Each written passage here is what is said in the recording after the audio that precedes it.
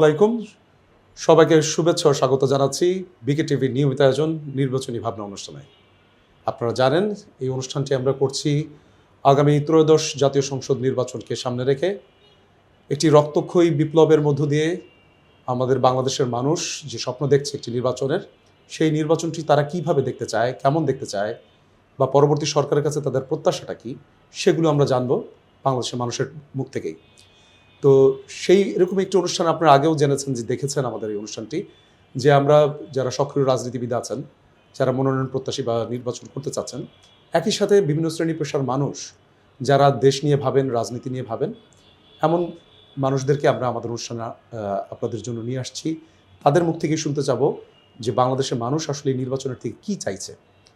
এরই ধারাবাহিকতায় আজকে আমাদের মধ্যে উপস্থিত হয়েছেন একজন বিশিষ্ট ব্যবসায়ী এবং একজন সক্রিয় রাজনৈতিক কর্মী, এবং একাধারে উনি একজন সমাজসেবক, আলহাজ মোহাম্মদ মোফাজ্জল হোসেন ভূঁইয়া।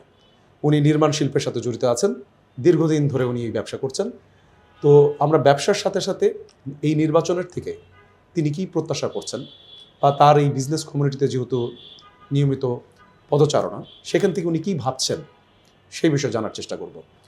তো আসসালামু আলাইকুম মোহাম্মদ হোসেন ভূঁইয়া ভাই, কেমন আছেন? ওয়ালাইকুম আসসালাম ওয়া রাহমাতুল্লাহ। আপনি কেমন আছেন? জি আলহামদুলিল্লাহ ভালো। মোফাজ্জল হোসেন ভাই, আমি যতটুকু আমরা জেনেছি যে আপনি নির্মাণ শিল্পের সাথে জড়িত আছেন এবং দীর্ঘদিন ধরে আছেন, আপনার পুরো ক্যারিয়ারটাই বলা যায় এই নির্মাণ শিল্পের সাথে জড়িত। তো এটি একটি বড় খাত বাংলাদেশের, কর্মসংস্থানের দিক থেকে, অর্থনীতিকে সক্রিয় রাখার দিক থেকে প্রতিটি সরকারের এক ধরনের নজর থাকে এই বিষয়ে, এবং এটির সাথে হাজার হাজার মানুষ, লক্ষ মানুষ কর্মসংস্থানে এই শিল্পের সাথে জড়িত। তো আপনারা যেটা জানেন, আমরা সবাই জানি যে দীর্ঘদিন একটি স্থবির অবস্থা অর্থনীতিতে ছিল। আমাদের নির্বাচন না হওয়ার কারণে এখন অনেক ধরনের অনিশ্চয়তার কথা আমরা জনমুখে শুনি। তো আপনি কি ভাবছেন, নির্বাচনটা কেমন দেখতে চান, যে এই ব্যবসা বাণিজ্য থেকে শুরু করে বা অন্যান্য খাতে কি প্রত্যাশা আপনার? আর তার আগে আপনার একটু সংক্ষিপ্ত পরিচয়টা আমাদের দর্শকদের উদ্দেশ্যে বলবেন। আসসালামু আলাইকুম ওয়া রাহমাতুল্লাহ। আলহামদুলিল্লাহ, আমার নাম মোহাম্মদ মোফাজ্জল হোসেন ভূঁইয়া। আমি দীর্ঘ ৩৬ বছর যাবৎ কনস্ট্রাকশন মেটেরিয়ালস বিজনেসের সাথে জড়িত। আমার প্রথম কোম্পানির নাম হইল Mufazzal and brothers international limited, দ্বিতীয় কোম্পানির নাম সামি সাবি ডেভেলপার্স লিমিটেড, এবং তৃতীয় যে কোম্পানিটি বাংলা সিটি পিএলসি। মোফাজ্জল ভাই, যেহেতু আপনি বললেন যে নির্মাণ শিল্পের সাথে আপনি জড়িত এবং বিভিন্ন ধরনের প্রোডাক্ট আপনার আছে, তো স্বভাবতই আপনি বাংলাদেশের বিভিন্ন আনাচে কানাচে বিভিন্ন জায়গার যে ব্যবসায়ীদের সাথে আপনার একটা সংযোগ আছে, যেহেতু দীর্ঘদিন ধরে ব্যবসায় আছেন। তো এমন একটি প্রেক্ষাপটে আপনি যেটা জানেন যে একটা রক্তক্ষয়ী বিপ্লবের মধ্য দিয়ে আমরা একটা জাতীয় সংসদ নির্বাচনের দিকে যাচ্ছি, ত্রয়োদশ জাতীয় সংসদ নির্বাচন, এবং এই নির্বাচন থেকে অনেক শ্রেণী পেশার মানুষের বিভিন্ন ধরনের চাহিদা, বিভিন্ন ধরনের প্রত্যাশা।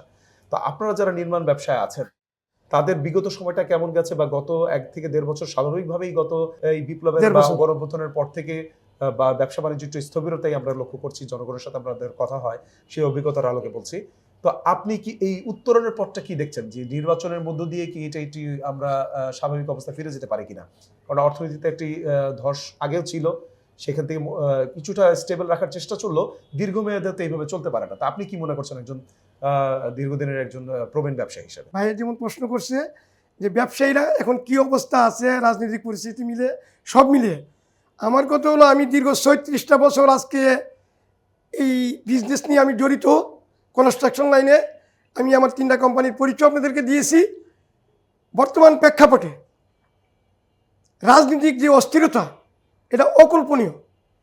এই অস্থিরতার কারণে প্রত্যেকটা সেক্টরের ব্যবসায়ীরা কিন্তু খুব নাজুক অবস্থা আছে, আর আমার সেক্টরে আরও নাজুক। কেননা আমার সেক্টরের যেই ব্যবসাটা, আমি মূলত রিলেটেড গভর্নমেন্ট, ঠিকাদার, ডেভেলপার, মালিক, রড সিমেন্টের ব্যবসায়ী বন্ধুদের সাথে আমার রিলেটেড। এই লাইনটার অবস্থা খুবই স্থবির। আপনারা সবাই জানেন যে এই দীর্ঘ প্রায় 2 বছর আগে যেই রডের দামটা ছিল 1 লাখ টাকা, near about 1 lakh per ton, এই রড কিন্তু এখন চলে আসছে 80,000। তাও চট্টগ্রামের মালগুলি, যেটা বিএসএলএম, জিপিএসকে এসএলএম, এবং ঢাকার যে রডগুলি যেগুলো আছে, এগুলো চলে আসছে 72,000। একমাত্র পতনটার কারণ একটাই, রাজনৈতিক অস্থিরতা। প্রত্যেকটা রুলিং কোম্পানি ওরা লস দিয়ে মালগুলো দিচ্ছে। কেন? যে কোনো রকম টিকে থাকি।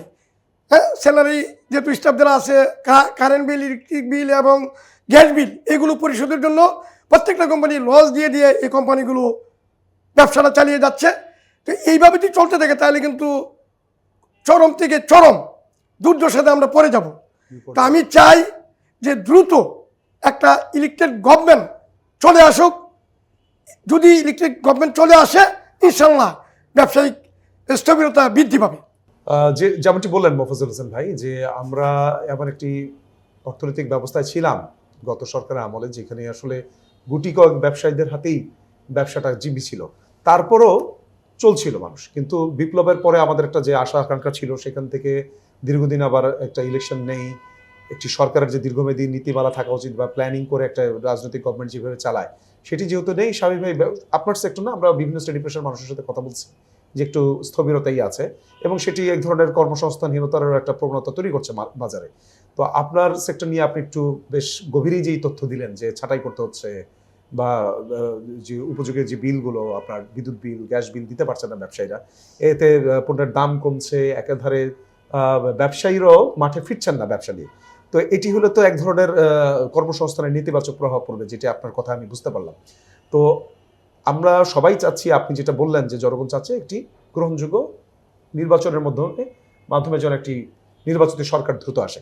শুধু ব্যবসায়িক সেক্টর ছাড়াও জাতীয় যে রাজনীতিতে আমাদের যে দীর্ঘ 15-16 বছরের যে একটি অবক্ষয়, রাজনীতিতে যে অবক্ষয়, একজন সমাজকর্মী, একজন রাজনৈতিক কর্মী, একজন ব্যবসায়ী হিসেবে আপনি কি ভাবছেন, যে রাজনীতির থেকে আপনি কি আশা করছেন? যেহেতু তরুণদের একটা আকাঙ্ক্ষা ছিল, তাদেরও এক ধরনের, এবং প্রচুর মানুষের আত্মত্যাগ এবারের আন্দোলনে, তো আপনি কি ভাবছেন রাজনীতিটা কেমন হওয়া উচিত? রাজনীতিটা যদি স্বচ্ছতা না আসে তাহলে আবার পুনরায় মুদ্রার এই পিঠার ওই পিঠি হবে, এটা আমি মনে করি। আমরা চাই একটা স্বচ্ছ রাজনীতিবিদ বাইরে আসুক। আমরা দীর্ঘ 17 বছর যাবৎ যেই রাজনীতি লালন করে আসছিলাম, হ্যাঁ, ব্যবসায়ীরা কিছু কিছু ব্যবসায়ী, যেটা আমি বলবো যে 5% ব্যবসায়ীরা অনেক অনেক বেশি উপার্জনে লিপ্ত হয়ে গেছিলেন, অতিরিক্ত টাকা উপার্জন করে ফেলছেন 5% লোক। আর 95% লোক কিন্তু ওইভাবে উপার্জন করতে পারে না। ওই 16-17 বছর যে গভর্নমেন্ট ছিলেন, ওই গভর্নমেন্টের পলিসির কারণে ওখানে দেখা যাচ্ছে অনেক কিছু আপনারা জানেন, স্বজনপ্রীতি কাজ করছিল। ওই স্বজনপ্রীতির কারণে এই ব্যবসায়িক যে ফর্মুলাটা, এটা অনেকটা চেঞ্জ ছিল। বিদায় ওই 5% লোকের হাতে অনেক বিশাল টাকা চলে গেছে। আর 95% লোক, আমরা যারা দীর্ঘ 36 বছর যাবত, আমরা যারা, বা আমার চেয়ে আরও যারা পুরনো ব্যবসায়ীরা 50 বছর 60 বছর, সবাই কিন্তু ওই রকম একটা আশানুরূপ করতে পারেনি। তারপর একটা চলমানটা ছিল, এই চলমানটা কিন্তু এখন স্থবির হয়ে গেছে এই রাজনৈতিক অস্থিরতার কারণে। আপনারা জানেন যে সংসদ নির্বাচন ছাড়া এই স্থবিরতা সম্ভব না। কেননা এই যে দেখেন, যে কোনো জিনিস পাস করতে হলে কিন্তু সংসদ দরকার। সংসদ নাই, পাস হচ্ছে না, গভর্নমেন্ট ঠিকাদাররা কাজ করতে পারতেছে না। যারা যে কাজগুলো নিয়ে রাখছিল ওই কাজগুলো ওরা সমাধান করতে পারে নাই, কারণ একটাই ভয় এদের, যে এখন যে কাজ করবো পেমেন্ট কে দিবে। এই জন্য কিন্তু আমাদের কি দরকার, একটা ইলেকট্রিক গভর্নমেন্ট দরকার। তবে রাজনৈতিক আগের যে নেতাদের যে চরিত্র, যদি এই চরিত্র পরিবর্তন না আসে তাহলে আবার আমরা আগের মতোই বিপদগ্রস্ত হয়ে যাব। এটা আমরা চাই যে স্বচ্ছ রাজনীতিবিদ, উচ্চ শিক্ষিত, নম্র, ভদ্র, যাদের ভিতরে কোনো করাপ্টেড থাকে না, এই ধরনের রাজনীতিবিদ দেশে চলে আসুক। আমি ছোট মানুষ, আমি কিন্তু আমার এলাকা, আমি এই ব্যাপার নিয়ে অনেক কথা বলি যে স্বচ্ছ রাজনীতি চলে আসুক। আমি নিজে একটু খাদেম, আমার গ্রামের বাড়ি ব্রাহ্মণবাড়িয়া কসবা গোপীনাথপুর শহীদ বাবুল উচ্চ বিদ্যালয়, ওইটার বর্তমানে আমি রানিং সভাপতি, আমি 2 বার সভাপতি, এবং আবু বকর সিদ্দিক রাদিয়াল্লাহু তাআলা জামিয়া মসজিদের আমি সভাপতি, এবং আমি এক কলেজেরও ক্রীড়া সম্পাদক। বিভিন্ন দায়িত্ব নিয়ে আমি এলাকার সামাজিকভাবে আমি জড়িয়ে আছি। এবং আমি আমার লোকাল, আমি যে পাউটনে থাকি, এখানে আমি একটা সোসাইটিতে জড়িয়ে আছি, এবং কনস্ট্রাকশন যে বিজনেসটা করি সারা বাংলাদেশের মধ্যে আমি সহসভাপতি হিসেবে দায়িত্ব পালন করতেছি কনস্ট্রাকশন ম্যাটেরিয়ালস হোলসেল গ্রুপ। আর আমার একটা ডেভেলপার কোম্পানি আছে, এদেরও, আমার এই কোম্পানির অবস্থা অনেকটা নাজুক, কারণ এখন আমি ইচ্ছা করলে কাজ নেই না। কেননা কাজ নিয়ে কি করব যদি সেল না করতে পারি। কারণ এখন তো গ্রাহকদের হাতে টাকা নাই। আর কিছু সংখ্যক লোক যাদের কাছে টাকা আছে ওরা কিন্তু টাকাগুলো বাহির করে না। আপনারা জানেন যে কোনো কারণে ওরা বাহির করে না। টাকাগুলো বাহির না করাতে, রুলিং না করার কারণে ব্যবসায়িক স্থবিরতা চলে আসছে। আমরা চাই দ্রুত একটা ইলেকট্রিক গভর্নমেন্ট আসে, ব্যবসাটা চলমান থাকুক। আপনার আগের প্রশ্নের উত্তরে এবং এই প্রশ্নের উত্তরে আমি যেটা বুঝতে পারছি যে যারা আসলে টাকা যাদের কাছে আছেও তারাও আসলে বাজারে নেই। বাজারে না থাকার কারণে আসলে মানুষের মধ্যে যদি টাকা না ঘরে তাহলে কর্মসংস্থান যেমন কমে যাবে, মানুষের অর্থনৈতিক প্রবৃদ্ধিও কমে যাবে, জাতীয় উৎপাদনও সেটা একটা নেতিবাচক প্রভাব ফেলবে, এতে কোনো সন্দেহ নেই। কিন্তু আপনি একটু সুন্দর কথা বলেছেন যে রাজনীতিবিদদের মধ্যে এক ধরনের পরিবর্তন দরকার, স্বচ্ছ রাজনীতি যেটা চাচ্ছেন। কারণ আমরা পূর্ববর্তী সময় দেখেছি হয়তো অনেক জ্ঞানীগুণী মানুষরা হয়তো নেতা ছিলেন, বিভিন্ন দলেরই ছিলেন, কিন্তু তাদের যে গতানুগতিক রাজনৈতিক ধারা, যে রাজনৈতিক চর্চা, তাতে জনগণের সাথে তাদের একটা দূরত্ব তৈরি হচ্ছিল। জনগণ বা বিশেষ করে আমাদের এই যে তরুণ প্রজন্ম 2024-এ এসে যে জেনজি যে আন্দোলনটা করলো, সেই আন্দোলনের মধ্যে দিয়ে কিন্তু প্রকাশ পেল যে তাদের যে প্রত্যাশা তাদের সাথে রাজনীতিবিদদের একটা ব্যাপক ফারাক। তো আপনি আপনার এখন যারা সন্তান, আপনি বলছেন যে আপনার যে সন্তান দুজনই ইউনিভার্সিটি পড়ুয়া, তো তাদের সাথে যেহেতু আপনার প্রতিদিন কথা হয়, তারা কি ভাবছে আপনি বলতে পারবেন না যে তারা কি চায়, একজন রাজনীতিবিদের চরিত্র, তার ব্যবহার, তার কর্ম কি ধরনের হওয়া উচিত? যেহেতু পৃথিবী আগিয়ে গেছে, আমরা মনে হয় সেই সনাতনী রাজনৈতিক ধারা, একজন ব্যক্তি চরিত্রের যে রাজনীতিবিদদের যে চরিত্রটা আমরা দেখে বড় হয়েছি, সেটা কি আসলে বর্তমান বাংলাদেশকে নেতৃত্ব দেওয়ার যোগ্য কিনা? আসলে আপনি যে বিষয়টা বলছেন, এটি বাংলাদেশে এখন সবচেয়ে বড় সমস্যা যে স্বচ্ছ রাজনীতিবিদ যদি বাইর না হয় তাহলে কিন্তু হবে না। তবে স্বচ্ছ রাজনীতিবিদ যারা, তারা অনেস্ট লোক বিদায় এরা কিন্তু আর্থিক ক্রাইসিসে আছে।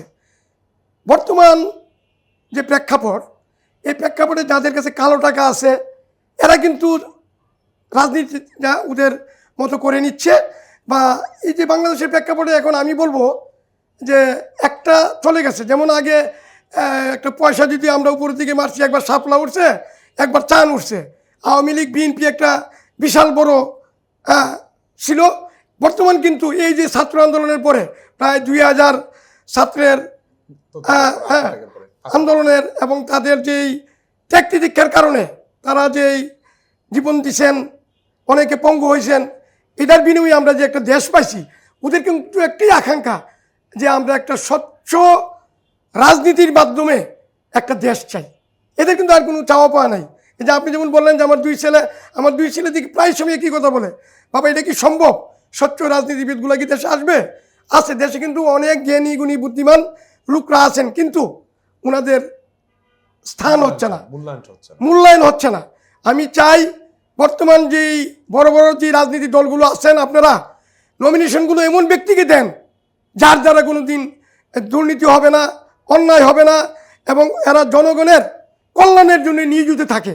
এই ধরনের ব্যক্তিদেরকে যদি বড় বড় দলগুলো নমিনেশন দেন এবং আমরাও যারা সমাজে আছি আমরা যদি এগিয়ে আসি, তাইলে ইনশাল্লাহ অবশ্যই দেশে আমূল পরিবর্তন হবে, বিশাল পরিবর্তন হবে। এবং এই পরিবর্তনের কারণে আমরা যে ব্যবসায়ী বন্ধুরা আছি আমরা ইনশাল্লাহ ভালো থাকবো, এটি আমার প্রত্যাশা। জি, মোফাজ্জল হোসেন ভাই, যেটি আমরা মানুষের সাথে কথা বলে যেটা বুঝি যে বাংলাদেশের যে রাজনীতি বা বাংলাদেশের যে নির্বাচনী ব্যবস্থা, সেটি আমরা যেভাবে দেখে এসেছি যে নির্বাচন একটা উৎসব, মানুষ খুব স্বতঃস্ফূর্তভাবে এই নির্বাচন প্রক্রিয়ার সাথে যুক্ত হয়। কিন্তু আমরা কিন্তু শুনতে পাচ্ছি এখনও জনগণের এক ধরনের শঙ্কা, আসলে কি নির্বাচন হতে যাচ্ছে কিনা, আইন শৃঙ্খলা কেমন থাকবে। যেহেতু একটি বড় রাজনৈতিক দল এবার অনুপস্থিত, তাদের কর্মীরা অনেকটা পলাতক অবস্থায় আছে, বা যেহেতু তাদের কার্যক্রম নিষিদ্ধ, তো এক ধরনের শঙ্কা কিন্তু আছে যে গোলযোগ হবে কিনা। আপনার যে এলাকাটি, আপনি আপনার দেশের বাড়ি যেটা বলছেন ব্রাহ্মণবাড়ি, আমরা প্রায় গণমাধ্যমে দেখি খুব সংঘাতপ্রবণ এলাকা হয়ে যায়। তো আপনার সাথে যেহেতু সারা বাংলাদেশের বিজনেস কমিউনিটির একটা যোগাযোগ আছে, রুট পর্যায়ে, একেবারে শিকড় পর্যায়ে, আপনি কি ধরনের অনুভব করছেন যে আসলে এই নির্বাচনটার সময় আমরা কি সংঘাতের দিকে যাচ্ছি কিনা, বা আইন শৃঙ্খলা পরিস্থিতিতে আপনি সন্তুষ্ট কিনা? আমি বর্তমান যে গভর্নমেন্ট, ওনারা, আমি এতটুকু আশা করি যে ওনারা সুন্দর একটা নির্বাচন উপহার দিতে পারবে আমাদেরকে। কেননা এখানে তো কোনো রাজনৈতিক কোনো গভর্নমেন্ট নাই, এখানে যেহেতু পলিটিক্যাল গভর্নমেন্ট নেই বিদায়। আর এখন যে বর্তমান যে প্রেক্ষাপটে যারা আছেন, নির্বাচন কমিশন ধরে সব জায়গায় মনে করি খুব সুন্দর পরিবেশ, এবং এই আইনশৃঙ্খলা খুবই ভালো অবস্থানে আছে বিদায়। সরকারেরও একটা যে সদিচ্ছা যে আমি একটা সুন্দর নির্বাচন উপহার দিব এবং আসলেই সুন্দর নির্বাচন উপহার দিতে পারবে, যেটা আমরা আগের গভর্নমেন্ট 2-3 বার যেগুলো হয়েছে এগুলো থেকে ইনশাল্লাহ আমরা অবশ্যই একটা বাইরেও আসব এবং এই যে সুন্দর নির্বাচনের মাধ্যমে আমরা আমাদের প্রত্যেকের যে নিজেদের ভোটটা এটা ইনশাল্লাহ প্রয়োগ করতে পারবো, এটা আমি আশাবাদী। এবং আপনি যেটা বলছেন যে কোনো সংখ্যার যেন কোনো কারণ নাই, যেহেতু একটা দল এটা অনেক ক্ষতিগ্রস্ত দল, এটা বলা বাহুল্য, এর আমি মনে করি অনেকটা পতন হয়ে গেছে, বিদায় ওরা যে মানে মাঠে নড়াচড়া দিয়া কোনো সংখ্যা করতে পারবে এটা আমি বিশ্বাস করি না। আমি দীর্ঘ 36 বছর ঢাকা শহরে বিজনেস করি। আমার মানে ব্যবসায়িক আইডিয়া ক্রমে আমি এটি বলবো, এবার জাতীয় নির্বাচনটা স্বচ্ছ হবে ইনশাল্লাহ। তবে ওই যেটা বললাম যে যাদেরকে নমিনেশন দিচ্ছে এই লোকগুলো যাতে স্বচ্ছ হয়, এইটা যাতে রাজনীতিবিদরা বাইর করে নিয়ে আসে, এইটুকু কামনা করি। যদি স্বচ্ছ রাজনীতিবিদ দেশে আসে ইনশাল্লাহ আমাদের এই দেশ সোনার দেশ হবে ইনশাআল্লাহ। যে আপনার কথায় আসলে আমরাও আশাবাদী হতে পারছি ও মনে হচ্ছে যে আসলে এইভাবেই আমরা আশাবাদী হতে চাই যে যে বহুল প্রতীক্ষিত যে নির্বাচন সেটাই আইন শৃঙ্খলা অবস্থা ভালো থাকবে, মানুষ তার ভোট অধিকার প্রয়োগ করতে পারবে এবং যে ভোট সে দিবে তার উপযুক্ত ফলাফলটি, সত্য ফলাফলটি প্রকাশিত হবে, এই আশা প্রতিবারই মানুষের থাকে। কিন্তু বিগত 4টি নির্বাচনে বাংলাদেশের মানুষের সেই ভোটের যে অভিজ্ঞতা সেটি অত্যন্ত খারাপ হওয়াতে এখন মানুষ এই সংখ্যাটা আসলে তাদের মাথায় মনের মধ্যে গেঁথে গেছে। যাই হোক, আমরা যেটা জানতে চাচ্ছি, আপনি যেটা বললেন যে রাজনীতি দলগুলো যেন তার প্রার্থী নির্বাচনে এক ধরনের স্বচ্ছ প্রক্রিয়া অবলম্বন করে এবং যাকে নির্বাচিত করবেন, তাদের মনোনয়ন দিবেন, ওই ব্যক্তিটি যেন জনগণের কাছে গ্রহণযোগ্য বা ভালো ব্যক্তি হিসেবে হয়। কিন্তু বর্তমানে যে আমাদের দীর্ঘদিনের আমাদের স্বাধীনতার পর থেকে 53-54 বছর যে রাজনৈতিক পথ পরিক্রমা এবং যে চর্চা, তাতে কি আসলে খুব স্বচ্ছ ব্যক্তি বা খুব মানুষের সাথে সম্পৃক্ত, অতি সৎ, জনগণের জন্য করতে চায় এমন ব্যক্তির রাজনীতিতে মনোনয়ন জায়গায় চলে আসাটা কি খুব সহজ? আপনার কাছে কি মনে হয়? বর্তমান প্রেক্ষাপটে হঠাৎ করেই তো আমাদের এতগুলো রাজনীতিবিদ তৈরি করা সম্ভব না, এটি একটি দীর্ঘ প্রক্রিয়া এবং সেই প্রক্রিয়ায় বাংলাদেশের যে রাজনৈতিক চর্চা হয়েছে বিগত দিনে, তাতে কি একজন ব্যক্তি আসলে অর্থ যার নেই, যার মাসেল পাওয়ার আমরা যেটা বলি পেশি শক্তি, সেটি ছাড়া কি একজন ব্যক্তি জাতীয় পর্যায়ে একটি নির্বাচন করবেন? একটি বিশাল সংসদীয় এলাকায় আসলে এখন একজন প্রার্থীকে দেখতে হয়, 4-5 লাখ লোক ভোটারকে তাকে অ্যাড্রেস করতে হয়, তাদের কাছে যেতে হয়। এটি আসলে এই অর্থের ব্যাপারটা আপনি কিভাবে দেখছেন? এই কম টাকায় কি আসলে ইলেকশন, এই বিষয়ে আপনার কোনো ভাবনা আছে কিনা যে কম টাকায় এই নির্বাচনটা করা যায় কিনা? কোনো যোগ্য প্রার্থীর কাছে বা সৎ ব্যক্তির কাছে তো এই ধরনের টাকা, যেটা আমি বিগত দিনে আমরা যেটা দেখেছি ইউনিয়ন পর্যায়ের ইলেকশনে 5 কোটি 6 কোটি টাকা খরচ হয়েছে, একটা সংসদ নির্বাচনে সেটা সম্ভব কিনা? এটা বর্তমান যে একটা প্রেক্ষাপট সৃষ্টি হয়েছে, যেহেতু আপনারা জানেন যে দীর্ঘ প্রায় 17 বছর একটা করাপ্টেড গভর্নমেন্ট ছিল, ওরা আমাদেরকে ভোট প্রয়োগ করতে দেয় নাই এবং অন্যায়ভাবে ওরা যেভাবে চাপিয়েছিল আমাদের উপরে, এতে কিন্তু অনেক শিক্ষা হয়ে গেছে। এখন কিন্তু এই যে দেখেন একজন প্রধানমন্ত্রী, উনি কিন্তু ওনার নিজের রান্না করা খাবারটা কিন্তু খেয়ে যেতে পারে নাই, ওকে কিন্তু চলে যেতে হয়েছে। এই যে একটা শিক্ষা, এই বর্তমান যারা রাজনীতিবিদ আছেন এবং যারা নমিনেশন নিচ্ছেন এবং জনগণের সামনে ভোট চাচ্ছেন, আপনারা কিন্তু এটা বড় একটা শিক্ষা নেবেন। এইটাই আপনাদের বড় শিক্ষা যে আমরাও যদি ওই ধরনের করাপ্টেড হই তাহলে আমাদের অবস্থানটা এর চেয়ে আরও ভয়ানক হবে। কারণ আমরা বাঙালিরা কিন্তু সংগ্রাম করতে শিখেছি, এখন আর আমরা বসে থাকতে পারি না। আপনি দেখছেন যে একটা গভর্নমেন্টকে ক্ষমতা আসার পরে স্বল্প সময়ের ভিতরে 6 মাসের ভিতরে কীভাবে তাড়িয়ে দিতে সক্ষম হয়েছে। এই ধরনের আন্দোলন কিন্তু আবার ঝাঁপিয়ে পড়বে যদি আমরা যারা এখন আপনারা সংসদে নির্বাচন করতে যাচ্ছেন, আপনারা যদি সেই শিক্ষাটা না নেন, তবে আমি মনে করি ওনারা অবশ্যই শিক্ষা নেবেন এবং শিক্ষা নিয়েই ওনারা নির্বাচিত হওয়ার জন্য চেষ্টা করবেন, কাজ করবেন জনগণের সম্মতিক্রমে। আমি আমার এলাকার পরিচয়টা দিচ্ছি। আমার এলাকা হলো কসবা, আখাউড়া, ব্রাহ্মণবাড়িয়া জেলা। আমার যে বর্তমানের মানে নমিনেশন পেয়েছেন জাতীয়তাবাদী দল থেকে, ওনার নাম মুশফিকুর রহমান। উনি একজন ফুল সেক্রেটারি ছিলেন, পরিকল্পনা সচিব এবং ওয়ার্ল্ড ব্যাংকের নির্বাহী পরিচালক ছিলেন। উনি অনেক যোগ্য লোক, তবে ওনার মতো সৎ লোক আমরা আগে, উনি 2 বার সংসদে ছিলেন। আমি চাই এই ধরনের যোগ্য লোক, মেরিটোরিয়াস লোক সংসদে আসুক। আর এই হঠাৎ করে টাকা হয়ে গেছে, আঙ্গুল বলে কলা গাছ হয়ে গেছে, এই যে লোকগুলো নমিনেশন টাকার বিনিময় নমিনেশন ক্রয় করে সংসদে চলে আসে, ওরার কারণে আমরা মূলত আজকে দেশটা দিনে দিন এতটুকু পিছনে চলে আসছে। এই ধরনের যাতে না হয়, যারা নমিনেশন দেন আপনারা বড় দল, আপনাদের প্রতি আমার একটা অনুরোধ থাকবে, আপনারা অনেক যাচাই বাছাই করে দিবেন। তবে বর্তমানের যে তারিখ জিয়া আর আগের তারিখ জিয়া এক না, এটা আমি বলবো। হ্যাঁ, কোনো এক সময় সে ইয়াং ছিল, তার একটা ইয়ে ছিল, বর্তমান কিন্তু তারেক জিয়া অনেক ভারীভুক্ত এবং সে অনেক যোগ্য প্রার্থীকে খুঁজে খুঁজে নিয়ে আসতেছে।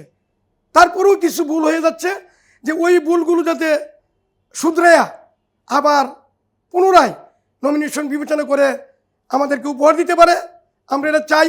আর যারা ছাত্র আন্দোলন করে আসছে, ওনারাও কিন্তু অনেকেই প্রার্থী হচ্ছেন। আমরা চাই ওদের টাকার কম থাকতে পারে, যদি আপনার এলাকা মনে করেন যে ব্যক্তি সে অর্থ নাই, কিন্তু সে ব্যক্তি ঠিক, যদি এটা আপনারা ভাবেন, ওকে আপনারা ভোট দিয়ে নির্বাচিত করে সংসদে দেন, ইনশাল্লাহ ভালো সফল পাবেন, এটাই আমি আশা পাচ্ছি। ধন্যবাদ মফিজুল হাসান ভাই। আসলে আমরা খুব ইতিবাচক একটি ধারণা আমাদের এই ব্যবসায়ী ভাই থেকে পেলাম, দীর্ঘদিনের অভিজ্ঞতা ওনার, একজন সমাজকর্মী হিসেবে, একজন রাজনীতিবিদ হিসেবে, একাধারে একজন ব্যবসায়ী হিসাবে। আসলে এই 24-এর বিপ্লবের পরে, গণঅভ্যুত্থানের পরে যে নির্বাচন, সেটির প্রত্যাশাটা আসলে আকাশচুম্বী। আমরা বিভিন্ন শ্রেণী পেশার মানুষের সাথে কথা বলে চলেছি, এক একজন এক একভাবে দেখছেন। এই বিপ্লবটিও অনেক বেশি স্বপ্ন নিয়ে তৈরি হয়েছিল। তো রাজনীতিবিদদের মধ্যে, তাদের চরিত্রের মধ্যে, তাদের মনস্তত্ত্বের মধ্যে এক ধরনের গুণগত পরিবর্তন চাচ্ছে সাধারণ মানুষ। এই প্রত্যাশা রেখেই আমরা আজকের পর্ব এখানেই শেষ করছি। আবারও দেখা হবে বিকে টিভির পর্দায় নির্বাচনী ভাবনা অনুষ্ঠানে। সে পর্যন্ত সবাই ভালো থাকুন, সুস্থ থাকুন। আল্লাহ হাফেজ।